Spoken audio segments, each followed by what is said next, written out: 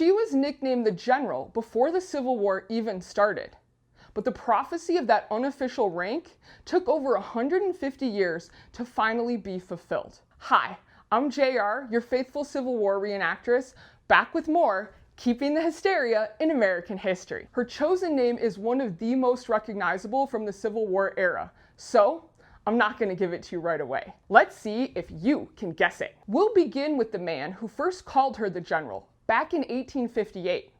He saw her potential for military genius, and he tried to recruit her for his raid. That man was Potawatomi John Brown, and his raid was Harper's Ferry, the doomed 1859 attack meant to spark a slave revolt. However, with only 21 men and zero relationships with the enslaved people he hoped would rise up, his raid failed, and John Brown was hanged for treason.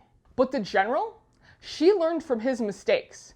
She led her own raid up South Carolina's Combahee River on June 2, 1863, with Colonel James Montgomery and 300 black Union soldiers behind her. She'd spent weeks with local scouts, mapping Confederate positions and disabling sea mines. As a black woman who'd also survived enslavement, she earned the trust John Brown simply couldn't. And when the rescue turned chaotic, with hundreds flooding toward the boats, it was the General who calmed them, lifting her voice to sing a familiar song called Uncle Sam's Farm.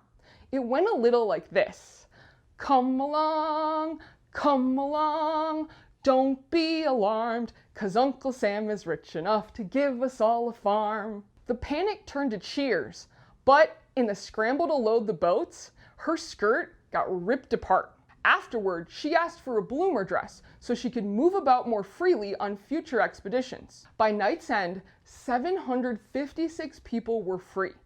Then, she recruited 200 of them to enlist. Alright, if you haven't guessed it by now, the General was none other than Harriet Tubman, and she became the first woman in American history to lead a major military operation. An early report came out a month later in Harper's Weekly. I have a reprint of that exact issue right here, without any mention of Harriet. Harper's Weekly left her out, but the Maryland National Guard eventually made things right. In 2024, they commissioned Harriet as a brigadier general, making General Tubman official at last. So, tell us in the comments, who else deserves their due?